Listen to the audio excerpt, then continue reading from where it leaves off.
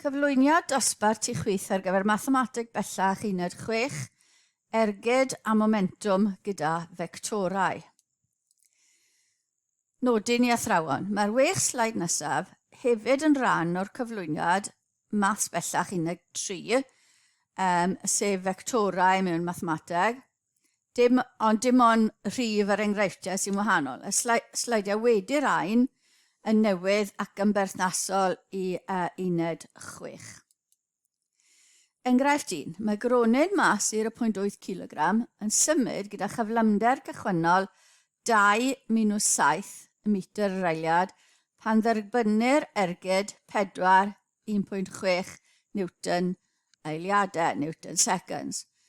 Darganfyddwch gyflymder y gronyn yn union wedi'r ergyd a beth yw newid yn egni cinetig y gronyn. Os ych chi'n cofio, vector yn y modd yma yw mae'n symud gyda chyflymder cychwynnol, felly 2 yn y cyfeiriad x a minus 7 yn y cyfeiriad y. Felly 2i minus 7j. Ergyd yw newid yn momentum, sef newid y momentum terfynol minus y momentum cychwynnol. Felly, momentum, yr ergyd, ni'n gwybod yw 4 1.6. Yr momentum terfynol yw'r mas lluosi yr fi ni angen dod o hyd iddo, minus momentum cychwynnol, sef 0.8 yw'r mas lluosi 2 minus 7. Ail drefnu'r rhain, ni'n cael 0.8 fi yn hafel i 4 1.6 plus wedyn 0.8 lluosi 2 minus 7. Lluosi'r un am mas a ni'n cael 5.6 ar uchelin x a minus 4 uchelin y. Rhannu dy 0.8 a ni'n cael bod fi yn 7 minus 5. Felly dyna cyflymder y gronyn yn union wedi'r ergyd. Ni angen y newid yn egni cinetig y gronyn, felly cyflymder cychwynnol yw 2 minus 7. Y bianedd yw defnydd Pythagoras ar gyfer y rhan real a rhan dychmygol, a ni'n cael ail isradd 53. Felly'r egni cinetig cychwynnol yw hanner m bianodd wedi ysgwario, felly hanner mas yn 0.8 lluosi 53 a ni'n cael 21.2 joules. Felly y cyflymder terfynol yw 7 minus 5. Y bianedd terfynol bydd 7 wedi sgwario plus minus 5 wedi sgwario. Ail isradd hwnna sy'n ail isradd 74.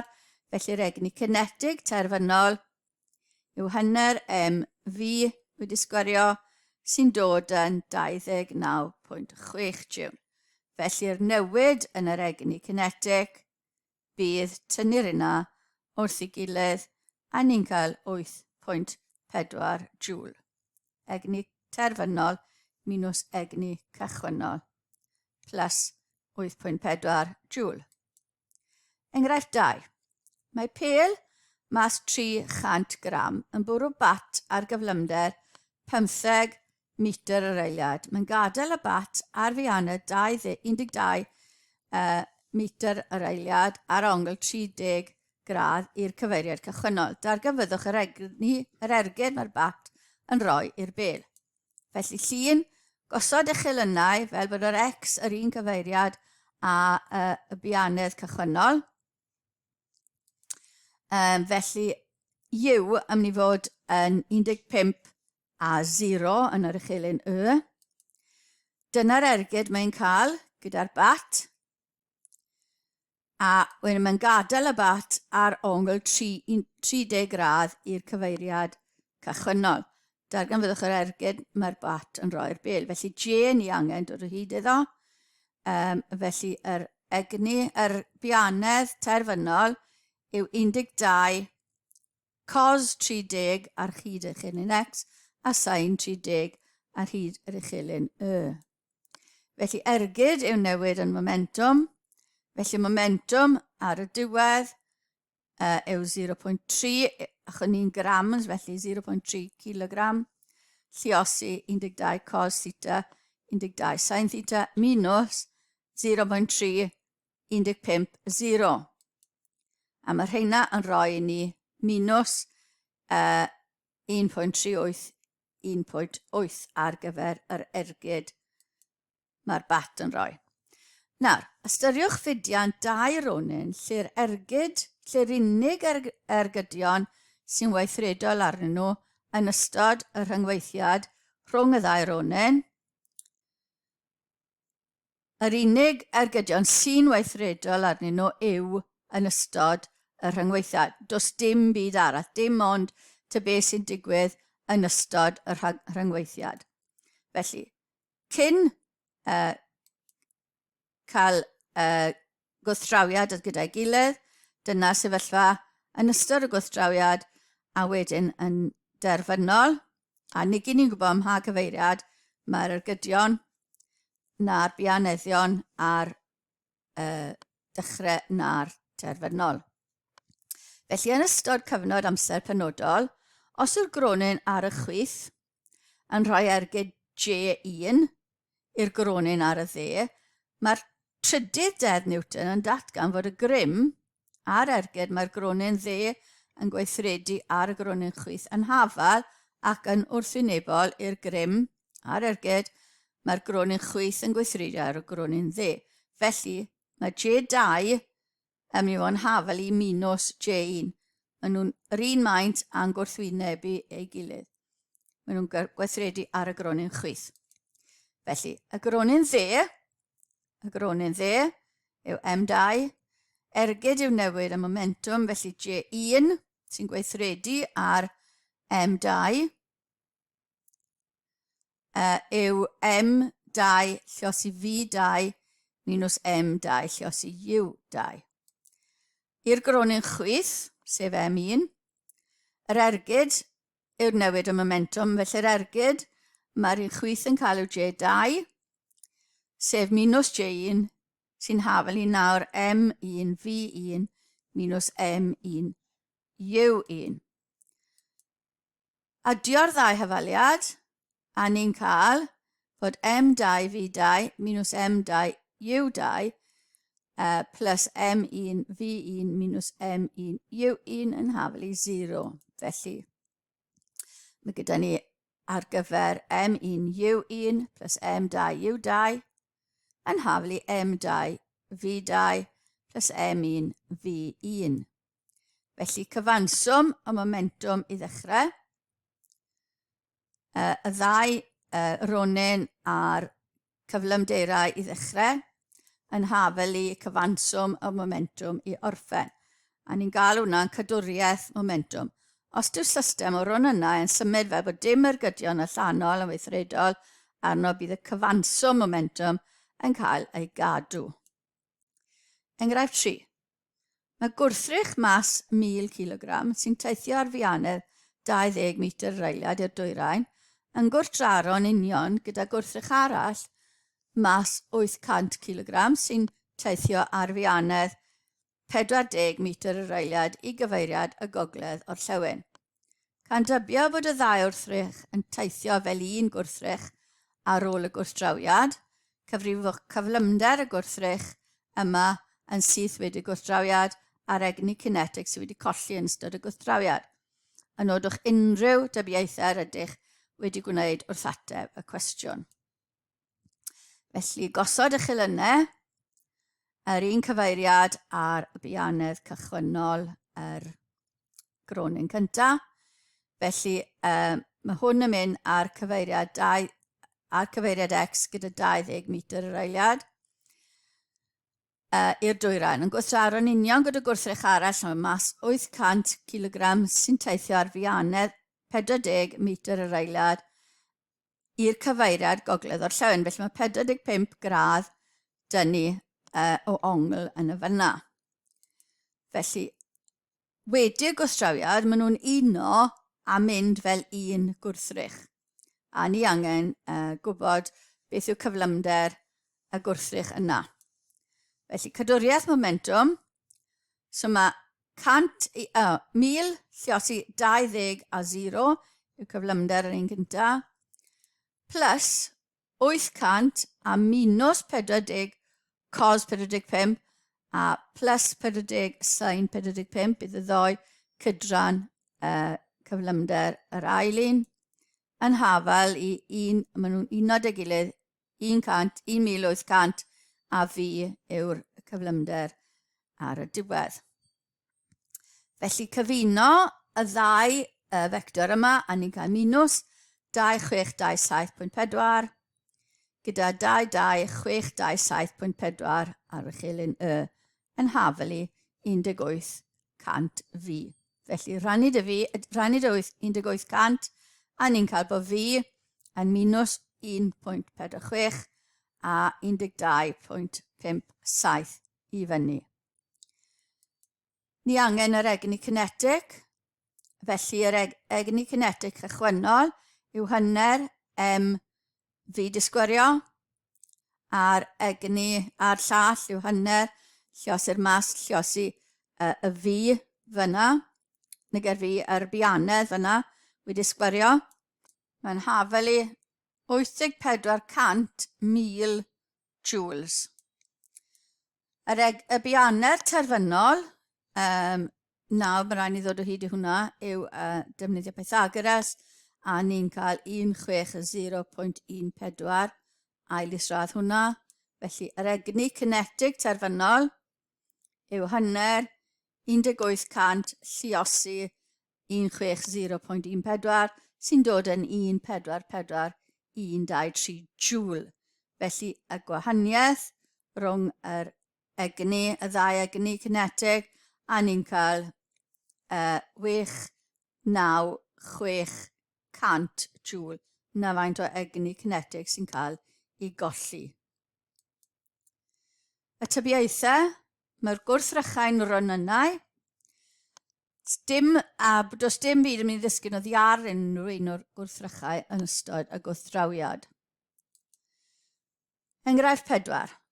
Mae shell milwrol sy'n symud gyda chyflymder 70A plus 15C metr yr eiliad yn ffrwydro ac yn rhannu mewn i 3 darn P, Q ac R sy'n mas 20 kg, mas 20 kg a mas 10 kg yn ôl i trefn. Cyflymderau P a Q yn ystod yn union wedi'i ffrwydriad yw 120I minus 20J plus 5K metr yr eiliad a 80I minus 30J minus 35K metr yr eiliad yn ôl ei trefn. Darganfyddwch gyflymder yr yn union wedi'r ffrwydriad. Defnyddio cadwriaeth momentum gan nad oes ergyd allanol yn weithredol. Felly 50 bydd mas y cyfan i ddechrau gyda 70, 0 ar gyfer J a 15 ar gyfer K. Yn hafel i 20 ar gyfer P gyda 120 minus 20 a 5 plus mas Q yw 20 lluosi 80 minus 30 minus 35 a 10 yw mas yr un ola a ni angen dod o hyd i cyflymder yr. Felly, casglu termau, felly mae'r ochr chwith yn 3500, 0750. Cyfuno'r ddau yma, ni'n cael 4,000 minus 1,000 minus 600. Myna hwnna draw yr ochr arall. Felly ni'n cael minus 500, 1,000 a 1350. Rannu dy 10 a ni'n cael bod fi yn minus 50, 100 a 135 yw cyflymder r yn union wedi'r gwrthdrawiad. Neu minus 50 I plus 1,000 neu 100 J plus 135 K. Enghraifft 5. Cysylltu'r gronyn A mas 6 kg a gronyn B mas 4 kg gan linyn ysgafn a nestunadwy. Hyd L metr. I ddechrau, mae'r ddau ronyn yn gorwedd yn ddisymud ar fod llorweddol sef yn pellter L wrth ei gilydd, gyda'r llinyn yn llac. Rhoddir ergyd 90 Newton-second i ronyn B yng nghyfeiriad hon, yng nghyfeiriad oddi wrth A ar ongl alfa i'r llinyn, sy'n gysylltu'r safleoedd gwreiddiol A a B. Yn union wedi'r ergyd, bianedd A yw 5.4 metr yr eiliad. A, os yw'r llinyn yn dyn, profwch bod cos alfa yn hafel i 3.5 a darganfyddwch cyflymder B yn union wedi'r gwrtrawiad. Disgrifiwch yn fyr beth bydd yn digwydd os yw cos alfa ddim yn 3.5. Felly, cyn yr ergyd, maen nhw'n llonydd. Yn ystod yr ergyd, mae B yn cael ergyd 90 Newton-seconds yng nghyfeiriad alfa i'r llinyn. Bydd hefyd plwc neu ergyd yn weithredol ar A oddi wrth y llinyn AB, ac ergyd hafal adur groes yn weithredol ar B oddi wrth y llinyn AB. Felly, hwnna'n cael ergyd a mae'r plwc yn y ddau rhan o'r llinyn yn y ddau, un yn erbyn i gilydd, felly mae A yn cael plwc J, mae B yn cael plwc minus J. Wedi'r ergyd, mae A yn symud gyda bianedd 4.5, a mae wedi'r ergyd, gwyddwn bod gan A bianedd 5.4 yn flin, rhaid i hwn fod yr un cyfeiriad ar ergyd, hynny yw yng nghyfeiriad X. Wedi'r ergyd, mae cyflymder B yn anhysbys. Dynodwn cyflymder B yn V, lle mae V yn haflu P dros Q. Ond, ni'n gwybod bod P yn mynd i fod yn fwy na 5.4, neu os yw P yn fwy na 5.4, bydd pellter rhwng A a B yn cynyddu gan fod y llinyn yn anesynadwy, mae hyn yn amhosib os nag yw'r llinyn yn torri. Felly mae rhaid i B fod o leia 5.4. Os yw P yn llai na 5.4, bydd pellter rhwng A a B yn lleihau a bydd y llinyn yn mynd yn llac. Felly os yw'r llinyn yn dyn, bydd P, sef cydran llorweddol, neu chilyn X V yn 5.4. 5.4 dyn ni, a draws a P yn mynd lan. Cymhwyso, ergyd yn hafel i newid y momentum, felly ergyd yn A, cymeryd y ddwy gronyn ar wahân, fel o'n i'r blaen. Felly J yng nghyfeiriad X, y 0 i fyny, yn hafel i 6 mas lliosir 5.4, 0 yn cyfeiriad arall, minus momentum cychwynnol, oedd e'n 0, felly mae gyda ni 32.4 Newton-seconds ar gyfer J. Ar gyfer B, minus J yn tynnu un ffordd, plus cydran y 90, sef 90 cos alfa yng nghyfeiriad X, a 90 sin alfa yng nghyfeiriad Y. A mae hwnna'n hafel i 4 P dros Q, ni angen dod o hyd iddo, minus oedd e'n llonydd cyn ni, felly 0 oedd yr cyflymder cyn ni. Cymeryd cydran X, y minus J, sef minus 32.4, plus 90 cos alfa, yn hafel i 4 lliosi 5.4 oedd P. Felly ail drefnu, ni'n cael 90 cos alfa yn 5.4, cos alfa yn 3 dros 5, fel yr oedd angen. Hwna'n golygu bydd sin alfa yn 4 dros 5 o triongl 3, 4, 5, Pythagoras, sy'n rhoi 90 sin alfa, so 0 plus 90 sin alfa yn hafel i 4Q, felly 90 lliosi 4 dros 5, a rhannu'r 4 yn rhoi bod Q yn 18. Felly V yn mynd i fod 5.4, 18. Disgrifiwch yn fyr beth bydd yn digwydd os yw cos alpha ddim yn 3/5. Felly dyna'r ddau sefyllfa dyn ni ar gyfer A ac gyfer B. Ni wedi cadw P nawr yn lle y gwerth oedd gyda ni gynnau. Felly, mae minus 32.4 plus 90 cos alpha yn hafelu 4P. Felly mae 90 cos alpha yn hafelu 4P plus 32.4. Os yw cos alpha yn llai na 3/5, bydd 90 cos alpha, bydd y gwerth yna yn llai na 90 3/5 sef 54. Felly mae 4P yn mynd i'n goffo fo'n llai na 21.6, P yn llai na 5.4. A bydd y llinyn yn aros yn llac.